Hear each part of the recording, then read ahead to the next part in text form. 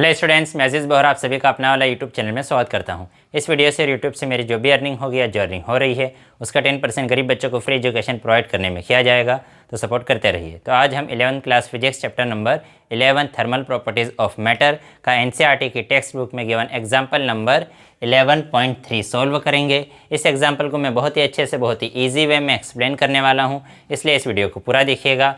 और अगर अभी तक आप लोगों ने हमारे चैनल को सब्सक्राइब नहीं किया है तो चैनल को सब्सक्राइब कर लीजिए, बेल आइकन को भी प्रेस कर दीजिएगा ताकि नए वीडियोस की नोटिफिकेशन आपको समय पर मिलते रहे।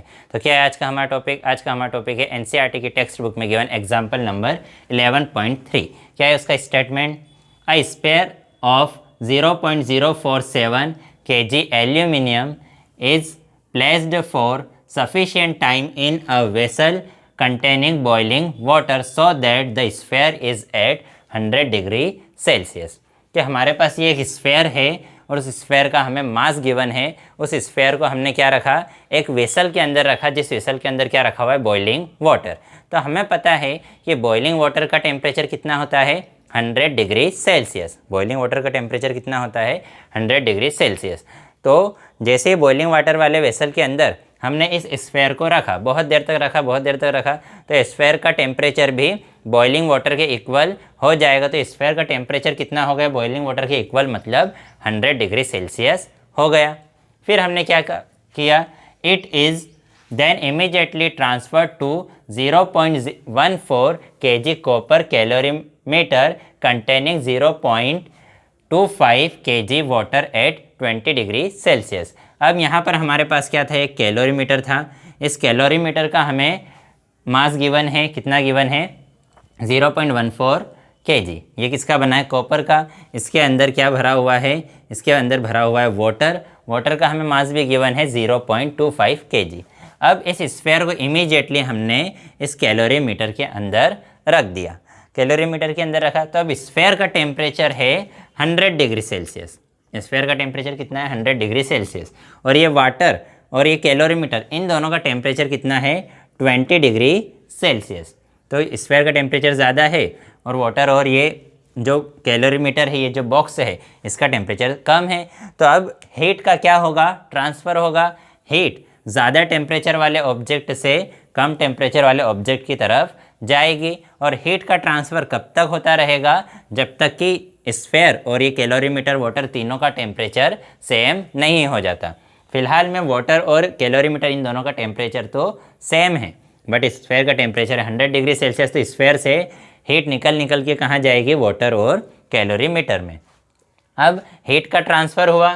The temperature of water rises and attends at study state at 23 degree Celsius. तो यहाँ से हीट निकल के वाटर में गई, तो कैलोरीमीटर और ये वाटर का टेम्परेचर इंक्रीज़ होके कितना हो गया? 27 डिग्री सेल्सियस। कि पहले 20 था और इंक्रीज़ होके कितना हो गया? 27 है, 23 डिग्री सेल्सियस। और स्फेयर का टेम्परेचर भी डिक्रीज़ होके कितना हो गया? 23 डिग्री सेल्सियस। क्योंकि हमने कहा है कि टेम्परेचर जब तक दोनों का इक्वल टेम्परेचर नहीं हो जाएगा तब तक हीट का ट्रांसफ़र होता रहेगा। अब आप लोगों के मन में थोड़ा सा कन्फ्यूज़न हो जाता है कि स्फेयर का टेम्परेचर इतना ज़्यादा कम हो गया, 100 से डायरेक्ट 23 पर आ गया, 77 डिग्री सेल्सियस कम हो गया।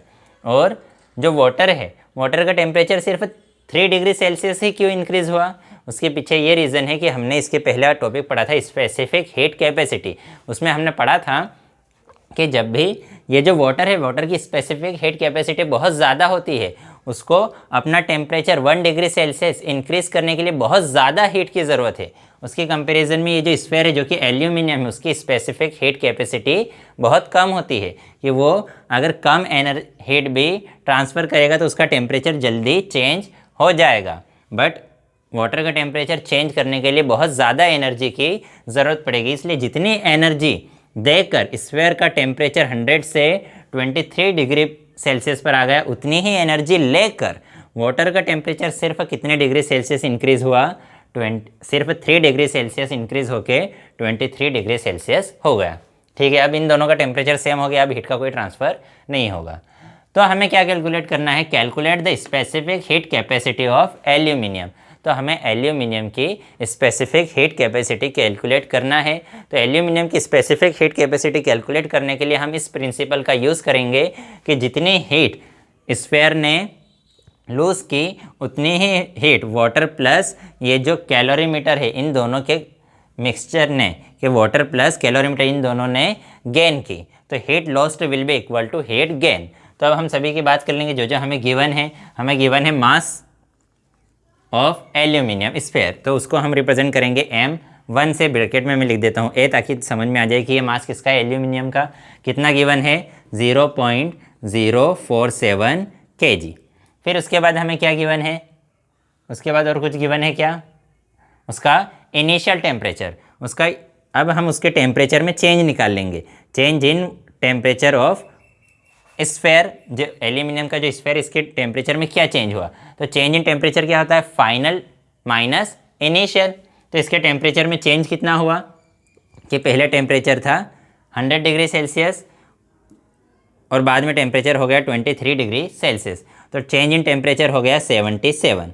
वैसे रियलिटी में तो क्या होगा कि अगर चेंज निकालना होता है तो चेंज कैसे निकालते हैं, फाइनल माइनस इनिशियल। तो फाइनल टेम्परेचर है 23, इनिशियल टेम्परेचर था 100, तो चेंज इन टेम्परेचर कितना आ गया 77। वो माइनस का 77 आएगा, लेकिन जो चेंज है, चेंज को हम प्लस माइनस में रिप्रेजेंट नहीं करेंगे, हम उसका मैग्नीट्यूड लेंगे। तो चेंज इन टेम्परेचर कितना हुआ, वैसे ये वैल्यू नेगेटिव आएगी लेकिन हम नेगेटिव वैल्यू नहीं लेंगे, हम उसका मैग्नीट्यूड लेंगे कि टेम्परेचर में चेंज कितना हुआ। तो 77 डिग्री सेल्सियस का चेंज हो गया, ठीक है। फिर उसके बाद हमने कंसिडर कर लिया कि जो वाटर है, वाटर की स्पेसिफिक, वाटर नहीं स्फेयर, एल्यूमिनियम की स्पेसिफिक हीट कैपेसिटी को हम रिप्रेजेंट करेंगे SAL से। वाटर की जो एल्यूमिनियम है, एल्यूमिनियम की स्पेसिफिक हीट कैपेसिटी को हम रिप्रेजेंट करेंगे SAL। तो हमें पता है स्पेसिफिक हीट कैपेसिटी का फॉर्मूला क्या होता है, S is equal to 1/m delta Q upon delta T। यही फॉर्मूला होता है ना स्पेसिफिक हीट कैपेसिटी का। तो m यहाँ डिवाइड में है, इक्वल टू के इधर आकर मल्टीप्लाई में हो जाएगा, डेल्टा T यहाँ डिवाइड में है, इक्वल टू के इधर आकर मल्टीप्लाई में हो जाएगा। तो हमारे पास इक्वेशन क्या बन जाएगी, MS delta T is equal to delta Q। तो जो चेंज इन, ये क्या है, mass, specific heat capacity, change in temperature, और डेल्टा Q क्या है, चेंज इन हीट। तो जो हीट में चेंज हुआ, स्फेयर की हीट में चेंज हुआ है, किसी की ऑब्जेक्ट की हीट में जो चेंज होगा, तो चेंज इन हीट किसके इक्वल रहेगी, या यूँ कहे कि जो उसने हीट लॉस की, या किसी ऑब्जेक्ट ने जो हीट गेन की, तो वो हीट गेन या हीट लॉस किसके इक्वल होता है, mass into specific heat capacity into change in temperature. तो यहाँ से हम change in temperature of sphere निकाल लेंगे, उसको मैंने रिप्रेजेंट कर दिया डेल्टा Q1 से। तो वो किसके इक्वल रहेगा, M1 SAL, क्योंकि स्फेयर किसका है, एल्यूमिनियम का, तो स्पेसिफिक हीट कैपेसिटी किसकी रहेगी, एल्यूमिनियम की। And change in temperature delta T, ठीक है, उसको मैंने T1 से रिप्रेजेंट कर दिया।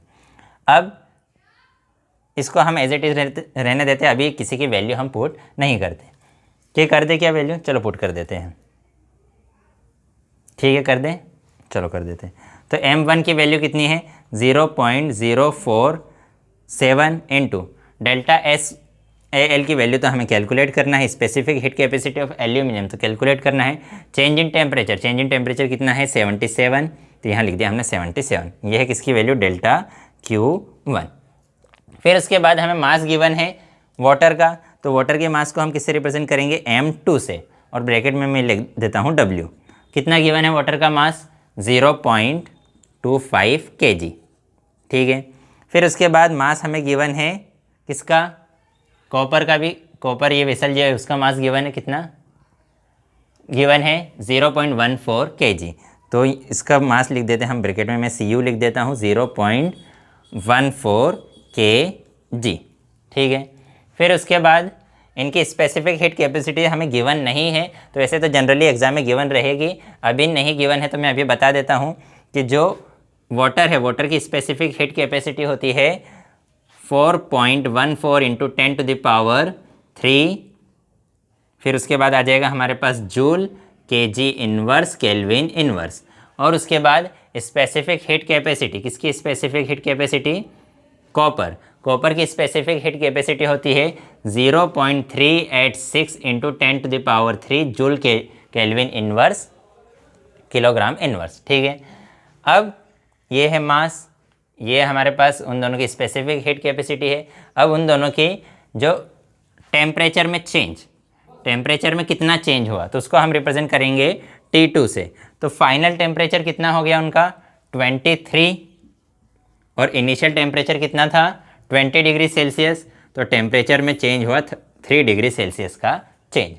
तो हमने क्या कहा कि जितना टेम्परेचर एल्यूमिनियम का, जो एल्यूमिनियम है, जितना हीट एल्यूमिनियम लॉस करेगा उतना ही हीट इन दोनों का कॉम्बिनेशन गेन करेगा। तो हम लिख देते हैं, क्या लिख दें, हम लिख देते हैं कि जो डेल्टा Q1 है, delta Q1 will be equal to, एक काम करते हैं हम डेल्टा Q2 भी लिख लेते हैं। डेल्टा Q2 मतलब चेंज इन हीट, या यूँ कहे heat gain bye mixture of water and copper, कि ये जो वाटर है और ये जो कॉपर है, इस वाटर और कॉपर के मिक्सचर ने कितनी हीट गेन की, या उन दोनों के मिक्सचर में कितनी हीट का चेंज हुआ।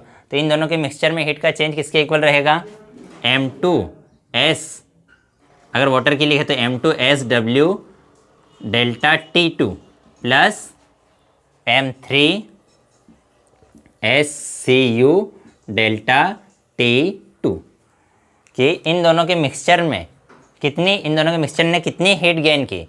तो heat gain by water plus heat gain bye copper, तो वाटर की हीट गेन प्लस कॉपर की हीट गेन, तो टोटल हीट गेन आ जाएगी इन दोनों के मिक्सचर की, किन दोनों की, वाटर और कॉपर की। तो हमने कहा कि डेल्टा Q1 ही इक्वल रहेगा डेल्टा Q2 के, कि जितनी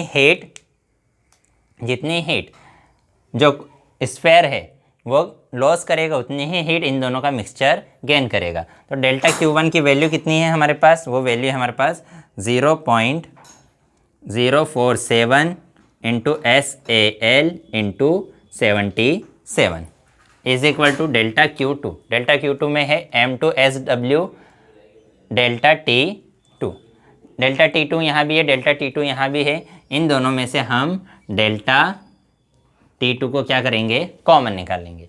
M2 की वैल्यू कितनी है, M2 की वैल्यू है 0.25, तो यहाँ लिख देते हैं 0.25 इंटू SW की वैल्यू कितनी है 4.18 इंटू 10 टू द पावर 3, तो 4.18 into 10 to the power 3 plus M3 की वैल्यू कितनी है, M3 की वैल्यू है 0.14, तो यहाँ लिख दिया मैंने 0.14 इंटू SCU की वैल्यू कितनी है 0.386 इंटू 10 टू द पावर 3, तो लिख देते हैं 0.386 इंटू 10 टू द पावर 3 और मल्टीप्लाई में क्या है डेल्टा T2। तो हमने क्या किया, हमने कहा कि जितनी हीट लॉस करेगा स्फेयर उतनी heat water plus copper gain करेगा, तो दोनों को इक्वल रख दिया। Q1 की वैल्यू पुट कर दी, डेल्टा Q2 की वैल्यू पुट कर दी। यहाँ पर मैंने इन सभी M2S2 डेल्टा T2 की वैल्यू रख दी। डेल्टा T2 यहाँ भी था, यहाँ भी था, दोनों में से डेल्टा T2 को कॉमन निकाल लिया। अब डेल्टा T2 की वैल्यू कितनी थी 3, तो यहाँ डेल्टा T2 की मैं वैल्यू लिख देता हूँ 3। अब जब हम 0.047 को मल्टीप्लाई करेंगे 77 से, 0.047 को मल्टीप्लाई करेंगे 77 से, तो हमारे पास वैल्यू आ जाएगी 3.619। ठीक है, ये अप्रोक्सीमेट सब वैल्यूज़ रहेगी। फिर उसके बाद देखो 0.25 को अगर हम 4.18 से मल्टीप्लाई करेंगे तो हमारे पास वैल्यू आ जाएगी 1.045। 10 टू द पावर 3 यहाँ भी है, 10 टू द पावर 3 यहाँ भी है, दोनों में से हम 10 टू द पावर 3 को क्या करेंगे, कॉमन निकालेंगे, और ये मल्टीप्लाई में ये जो 3 है वो एज इट इज़, ये प्लस का साइन, ये लगा दिया मैंने प्लस का साइन। 0.14 को हम मल्टीप्लाई करेंगे 0.318 से, तो हमारे पास वैल्यू आ जाएगी, कितनी वैल्यू आ जाएगी 0.054। 0.14 को मल्टीप्लाई कर देंगे 0.386 से। अब हमें निकालना है SAL की वैल्यू 1. ये इधर मल्टीप्लाई में ही इक्वल टू उधर जाकर डिवाइड में हो जाएगा, तो 3.619 तो आ गया इधर डिवाइड में। 1.045 प्लस 0.054 इन दोनों को ऐड करेंगे तो हमारे पास आ जाएगा 1.099, और इसके मल्टीप्लाई में ये क्या लिखा है 3, तो ये लिख दिया 3, और मल्टीप्लाई में क्या लिखा है 10 टू द पावर 3। 1.099 को 3 से मल्टीप्लाई करेंगे तो हमारे पास वैल्यू आ जाएगी कितनी आ जाएगी 3.297। 1.099 को 3 से मल्टीप्लाई करेंगे तो कितना आ जाएगा 3.297 डिवाइडेड बाई कितना डिवाइड किया है 3.619 इंटू 10⁻3। अब 3 पॉइंट, यहाँ भी पॉइंट के बाद 3 डिजिट्स है, यहाँ भी पॉइंट के बाद 3 डिजिट्स है, तो इस पॉइंट से ये पॉइंट क्या हो जाएगा कैंसिल। तो 3297 को 3619 से डिवाइड करेंगे तो हमारे पास अप्रोक्सीमेट आंसर आएगा 0.911 और मल्टीप्लाई में क्या है 10⁻3। 10⁻3 मतलब 1 की पावर कितनी, 1 के बाद कितने ज़ीरो 30। 10⁻3 का मतलब क्या होता है 1 के बाद कितने ज़ीरो 30, तो 1 के बाद हमने 30 लगा दिए। 1 के बाद 30 का मीनिंग क्या होता है 1000 को ही हम क्या बोलते हैं किलो। आपने यूट्यूब पर, इंस्टाग्राम, फेसबुक, ट्विटर पर फॉलोअर देखे होंगे कि 1K फॉलोवर है, 1K सब्सक्राइबर है, तो 1K का मतलब क्या होता है 1000, 1K मतलब 1000 सब्सक्राइबर है, तो 1000 को ही हम क्या लिखते हैं K मतलब किलो। तो इस 1000 की स्पेस पर हम क्या लिख सकते हैं किलो K। तो S की वैल्यू क्या आ गई 1000, 0.911 K, और उसकी SI यूनिट क्या होती है, स्पेसिफिक हीट कैपेसिटी की SI यूनिट होती है joule kelvin kilogram inverse kelvin inverse. ये जो K है ये किसको रिप्रेजेंट कर रहा है, किलो को रिप्रेजेंट कर रहा है। ये K किसको रिप्रेजेंट कर रहा है, किलो को, और ये K रिप्रेजेंट कर रहा है केल्विन को। अगर आपको किलो में कन्फ्यूजन होता है तो आप सिर्फ 10⁻³ भी लिख सकते हैं। तो हमने क्या कहा, हमने कहा जितनी हीट जो स्फेयर है वो लॉस करेगा उतनी ही heat water plus copper gain करेगा। तो ये है हीट लॉस बाय स्फेयर और ये heat gain by water plus copper. तो हीट का फॉर्मूला होता है, क्या होता है हीट का formula, heat is equal to होता है mass into specific heat capacity into change in temperature. तो ये वाले फॉर्मूले से हमने ΔI की वैल्यू निकाल ली और ΔQ1 की वैल्यू निकाली। ΔQ2 में हमने क्या किया कि heat gain by water plus heat gain bye copper, और इस पूरी कैलकुलेशन को हमने सॉल्व कर दिया। कैलकुलेशन को सॉल्व कर दिया तो हमारे पास स्पेसिफिक हीट कैपेसिटी आ गई, किसकी आ गई, एल्यूमिनियम की। यही हमारा आंसर है। तो आप चाहे तो इसका स्क्रीनशॉट ले लीजिए। अगर ये वीडियो पसंद आई हो तो लाइक कीजिएगा, अपने दोस्तों के साथ भी शेयर ज़रूर कर दीजिएगा। अगर पसंद ना आई हो तो डिसलाइक कर दीजिएगा। अगर इस वीडियो से रिलेटेड आपको कोई डाउट हो तो डाउट कमेंट में हमसे पूछ सकते हैं, कोई सजेशन हो तो वो भी कमेंट कर सकते हैं। तो नेक्स्ट वीडियो में हम नेक्स्ट टॉपिक पढ़ेंगे। बाय।